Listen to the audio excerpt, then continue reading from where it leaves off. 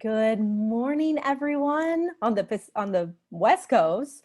Good afternoon, everyone on the East Coast. Thank you for joining. Happy Thursday. My name is Molly Proct, and I am your host, joined each week with different Aduro coaches. And we touch on different topics and areas of life that we're all going through to foster a sense of connectedness and resilience and clarity. And so for those that are joining for the first time and maybe a bit unfamiliar at that, Aduro is a human performance company that exists at the intersection of well-being and performance. And among many things, especially right now, we provide expert coaching and interactive content that really helps to ignite company culture and build social connections, just like we're doing here. And that will help promote growth for all people alike. So a refresher, very quick refresher on the logistics today. You'll notice that there's two features at the bottom of your Zoom panel. There's a Q&A feature and a chat feature. We consistently ask for chats to come in throughout our discussion. We love the feedback and the community discussion that the chat feature provides. And so if you're comfortable, utilize that chat throughout our discussion. We oftentimes pose questions and different exercises that we'll take you through today, and we love that chat feature. If you have a question specifically that you would like us to answer, utilize that Q&A feature, and we will always do our best to bring it in if we have time, and we typically connect on it the following week if we don't get to it. So with that, joining me today is the wonderful Coach Yana. Yana, welcome to the show. Yay, thank you. Yes, you are welcome. And Yana, we've been talking about this for the last couple of weeks. We've been wanting to have you on here for a while now, and now we're on, I think, week 6, week 5. We're down the line here in our 8-week series, for everybody on the line.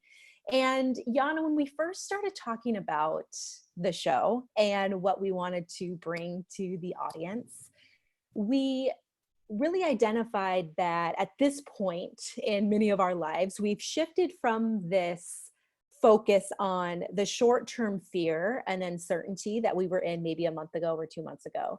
And we've moved into more of this longer-term rebuild, I guess, if that's the right word, and a rebuild for not only our communities, but our families, but also ourselves as individuals. And so you've mentioned for a while that there is this amazing opportunity for us to become aware of the judgments that we have on ourselves and what that looks like for us. And so why is this? Why is identifying our own judgments and our own negativity or beliefs that we have on ourselves important, especially through the pandemic and where we are right now with the pandemic?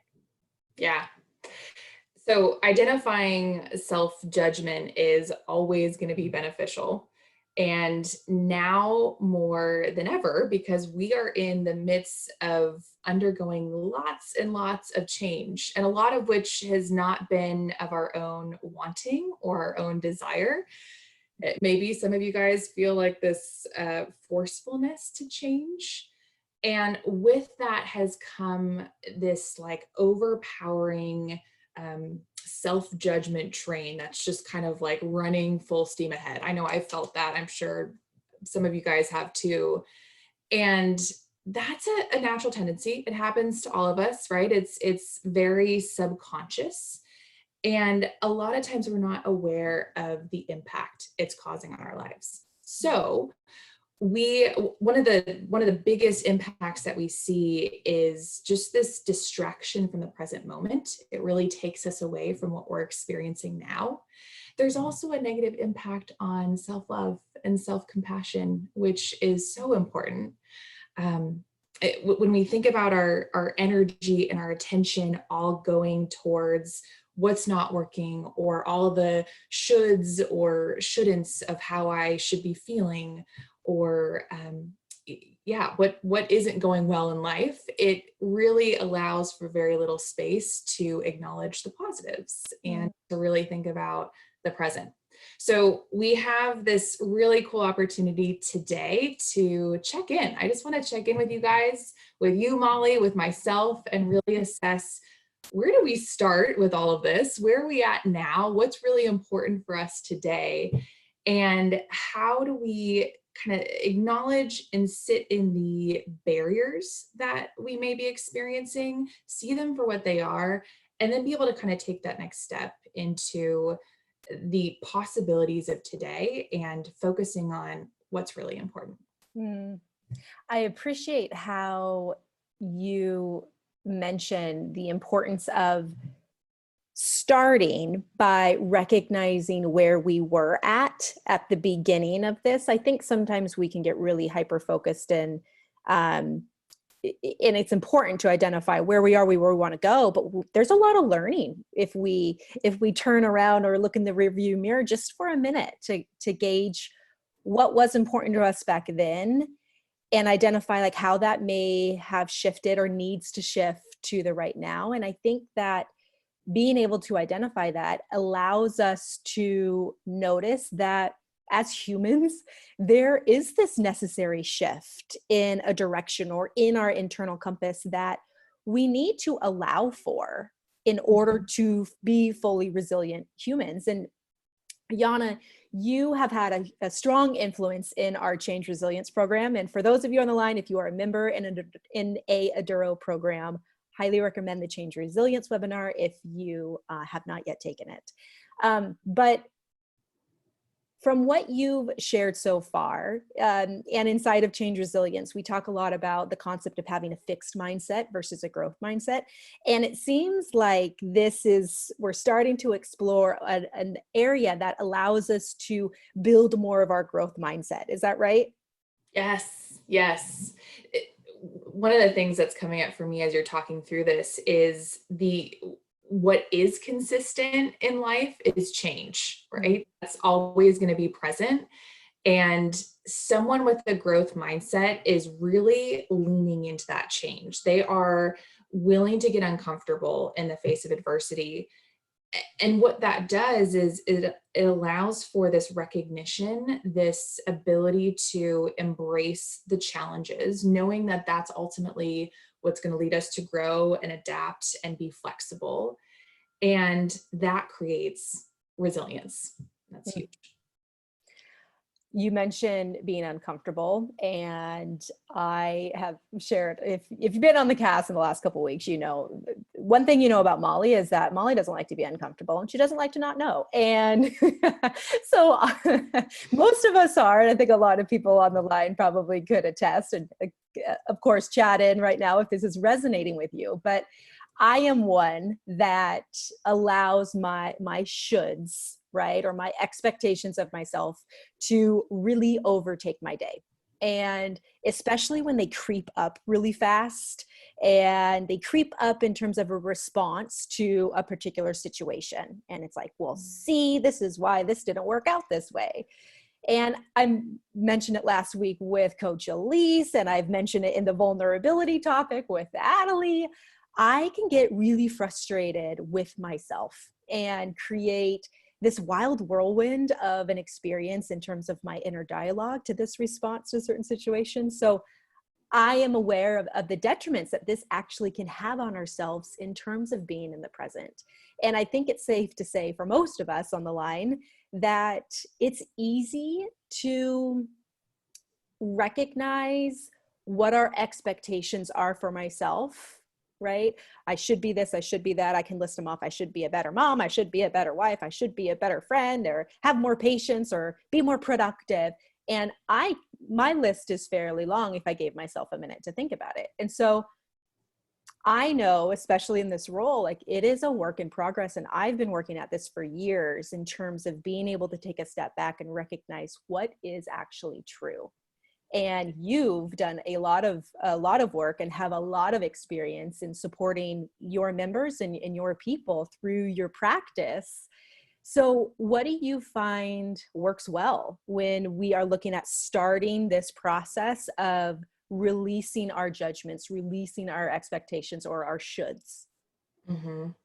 I want to say I'm right there with you, Molly. This is hard. This is hard work. It's hard for me, and I struggle with this. And this is why I'm so excited to be here to practice it with all of you guys, because this is a very daily practice of mine, and something we'll kind of get into a little bit later. It has to be a daily practice, right? We have to constantly be revisiting.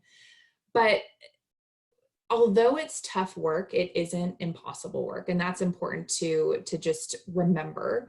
What I like to do is create really intentional space every single day to focus on where I'm at right now, really kind of presence myself to today, what's on my plate right now. So much of our time, so many of our thoughts are spent in the past, in the future. And as we've mentioned a little earlier, that takes us away from right now. And being able to come back to today and sit in your body, your emotions, your feelings, your agenda for today really allows that presence to help you move forward with the goals and the possibilities of right now. Yeah.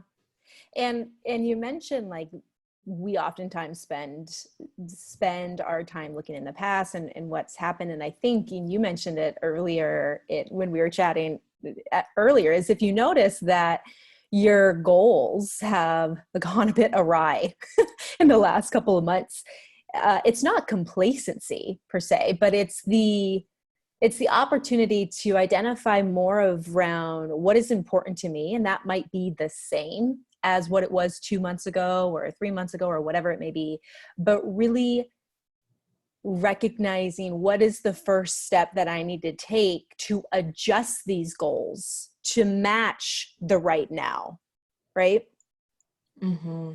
Yeah. And I like that you point that out, because there is this recognition that goals may have stayed the same, right? What was important a couple months ago may still feel important now, but maybe the strategy, maybe the action steps that you need to take to lead you one step closer look a lot different, because life is a lot different. So it's being able to just acknowledge, okay, maybe the goals stayed the same. Maybe they didn't. Maybe what's important now is so different than what it was before, and that's okay. Absolutely. And we have a great question that actually came in for Yana, and says, how do you define intentional versus goal driven?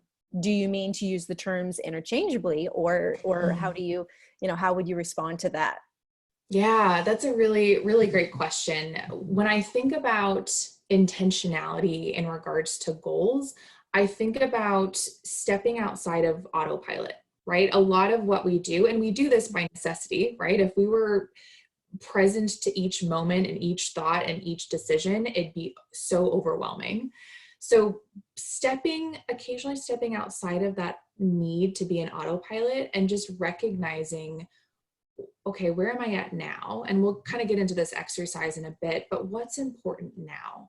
So intentional, goal-driven actions and goals, I would say are kind of one of the same. It's really being present to what exists now. So not necessarily continuing in the robotic autopilot all the time, but allowing yourself space to just notice what's coming up and ebb and flow with that, because it's constantly changing. I look back a week ago and I'm like, man, what I was needing a week ago is so different than what I'm needing now. And that's normal. I like that distinction of autopilot versus being almost malleable, right? And being able to flow with the wind. And so you mentioned kind of getting into a practice, and I think you probably teed it up perfectly for yourself, Yana. And so, for everybody on the line, if you can, maybe get in a comfortable place, grab a pen and piece of paper, get comfortable in your chair, whatever it may be. If you're sitting there doing dishes, maybe stop for the time being. But Yana, you do this work so beautifully and with your members, and I've heard it multiple times. And so why don't you kind of kick us off with taking us through this activity and this exercise that we can start to really recognize where we are at. Yes. Thanks, Molly. So again, as Molly said, try to presence yourself, right? That's part of this practice. It's a very meditative practice.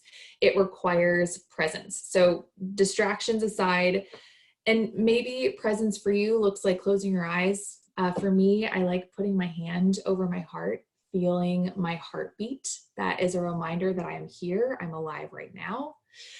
And I want you to just notice the sensations running through your body. Notice what's there today. A huge part of this process really involves trust, trusting that that voice, that the sensations, the emotions within you today. And I want you to really think, begin to start contemplating what's important to you today.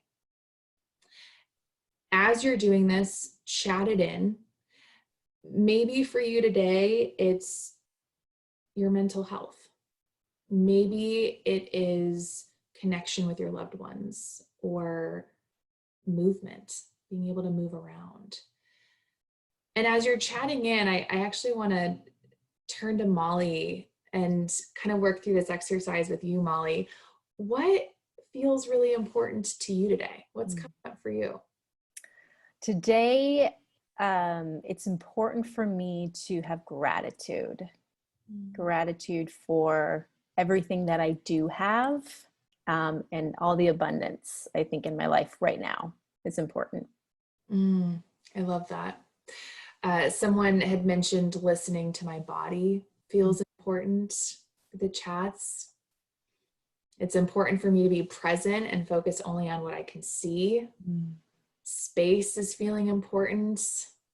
Lots of chats coming in. When I kind of reflect on what feels important to me today, time to disconnect and time for myself feels really important to me today.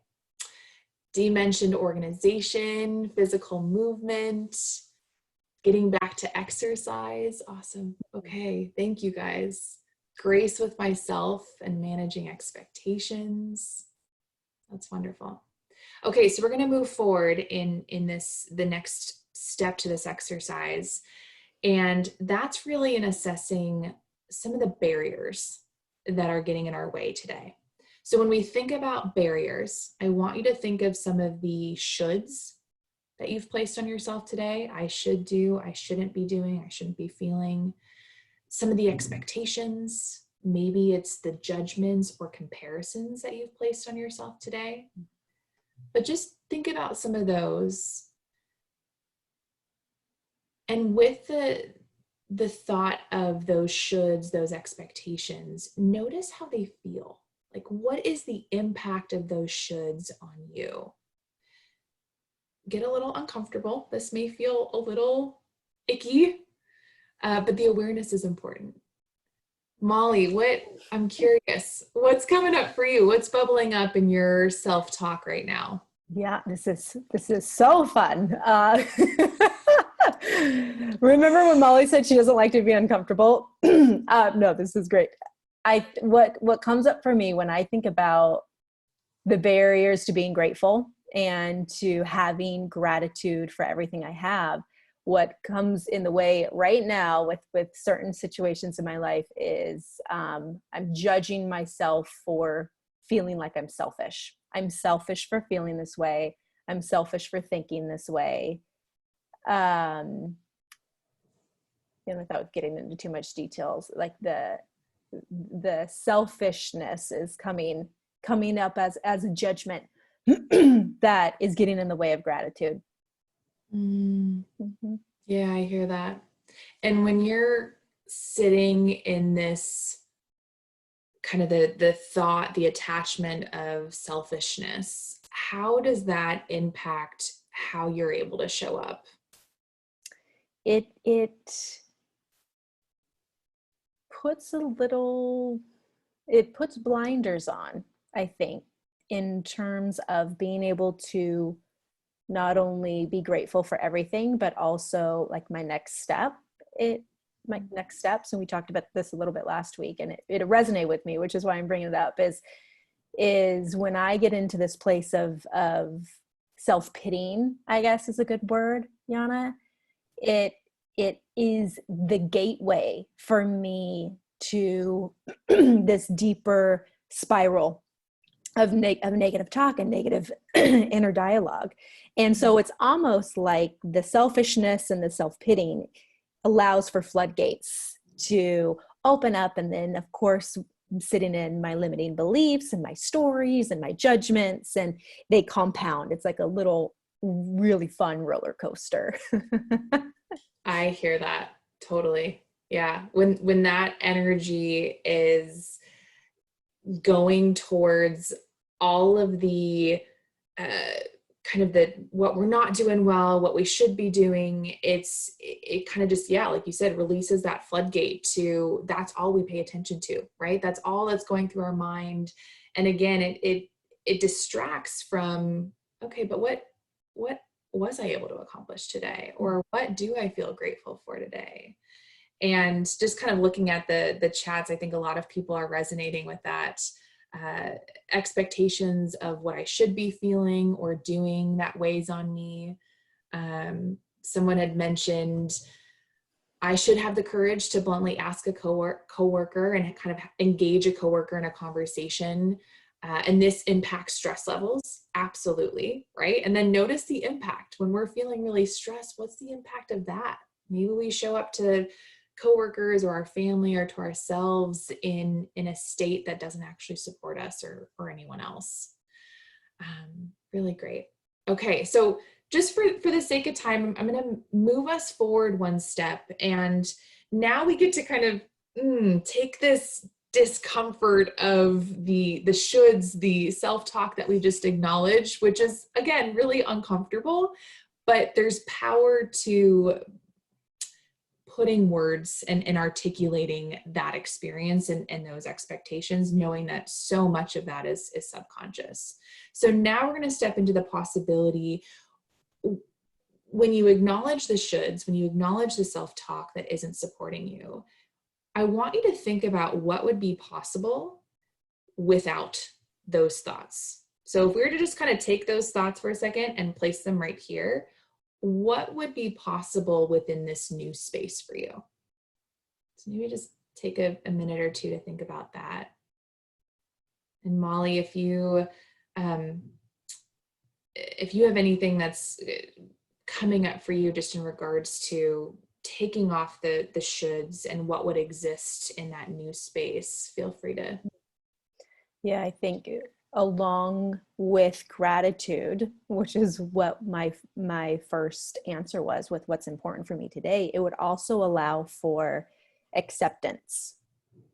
So if I remove the barriers, if I remove the shoulds and the expectations, and in my case, a lot of judgment, that's typically my barrier is self-judgment, obviously, and expectations. If I remove that, acceptance is almost like the only path that feels like it's in front of me.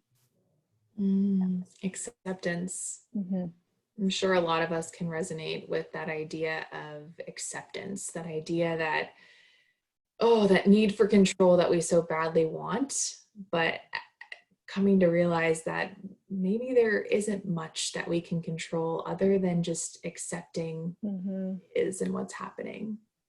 I want to share just briefly my experience in a should that I attached to from the very beginning that really kind of weighed heavy on me. And that was the comparison of everyone else needing to connect. When all of this started happening, everyone had this really strong urge to connect. And I thought I also needed to be connecting. And that put so much pressure and overwhelm on me. And Molly, you were in a couple of meetings where I just was so overwhelmed by this need to connect that it took me away from actually realizing that I needed disconnection. I was so overly connected. And by thinking that I should be because everyone else was, that was actually pulling me further away. So with everything coming through, I really appreciate, there's so many chats, and I think we're all on the same page of realizing with our barriers that we're experiencing, setting those aside, the possibilities beyond that become endless. Thank you guys for chatting in. Yes, this is wonderful. And I want to highlight, they're all amazing. And one, Kate, you mentioned the tension in my shoulders is released. And I feel like That's such a powerful recognition, is noticing when things are released from your mind and mentally or emotionally. You notice the difference in your physical body that shows up, right? And Yana, you posed it, like, what does it feel like if you remove these? Like, what happens in your body? And I know when I went through it, and it's like, oh, if I remove these things, I feel acceptance. All of a sudden, I kind of just sit back a little bit more comfortably. I'm not as tight and intense. So thank you for sharing that. And we like just blew through that time. Whoa. Well, you and I both know that this exercise and what you guys are all uncovering and going through right now, it doesn't happen overnight. And as Yana mentioned earlier, it's a daily practice to go through this. And as you all know from me, I'm continuously noticing and recognizing these things that come up. And all of our coaches are great at this, both with their members, but also for themselves. It's a daily practice we all have. And it takes consistent work, right? When we release our judgments every single time, and Yana, you mentioned, like, it's not just one time, oh, I'm going to take this off, I'm going to release my pity, I'm going to release my selfishness, and then I'm going to be good to go. But when we're able to do this over and over and over, it is almost the only way to be truly present, if we release those expectations or those comparisons. So as we get ready to wind down our session today, how, Yana, can we continue this recognition and continue this awareness that we all just went through, not only beyond today, but also beyond the next couple of months, beyond the pandemic overall? Yeah, it's a daily practice. And like you said, Molly, I like to use the analogy of going to the gym. You don't go to the gym or work a certain muscle for a couple months or a couple years and then you're set for life. Like this is something you have to continue to strengthen and build and grow. And mindset works in the same way. We have to continue to strengthen those neural connections to be able to get to a point where this practice still is happening on a daily basis, but it's a little bit more accessible, right? It's a little bit more just, oh, okay, right, that's there. So we've taken this step today to pause, to acknowledge what's important, to really identify things that are getting in the way of that. And then the next step to that would be, how do we move forward? So in the last couple of minutes that we have, if you guys were to sit in the what is important for you today, and then look at the next 24 hours and pick out maybe one small, actionable, and realistic goal that aligns with what's important for you, what would that be? Let's just get in like a chat in one thing that you're committed to as a way to hold yourself accountable. Molly, if you want to share one thing that you're committed to, please do. One thing that's realistic in the next 24 hours for you to commit to, what would it be? 10,000 steps per day. Awesome. Acknowledging my feelings, being okay with it, whatever that feeling might be. I love that, Elise. I'm gonna verbally send out some thank yous. I have a lot of people in my life that inside of this situation I'm in that have worked really, really hard, and I think they all deserve a thank you. So that feels really good in terms of actionable to have this sense of gratitude. Yeah, and aligns really well with that focus of gratitude. I love it. Being aware where I feel my stress, committing to 3 days of exercise, just reading the chats coming through, not being so hard on myself, releasing the self-judgment. Thank you. Really awesome, you guys. 24 hours. Look at all the intentions in the next 24 hours. And that essentially brings us to our very last minute. And clearly we could talk about this for a long time. Yana and I talk about this often. So we have a lot of gratitude for all of you on the line. Thank you. Thank you for being here. Thank you for playing. Thank you for joining. We hope to see you all next week. We have 2 more weeks of our live cast. The last one for this series is going to end on June 4th. So we hope that you join us next week and also the following week. We have some really good weeks coming up. So thank you again. We hope you appreciated this and we wish you the best. Have a wonderful day, everybody. Bye. Thank you, Yana. Thanks.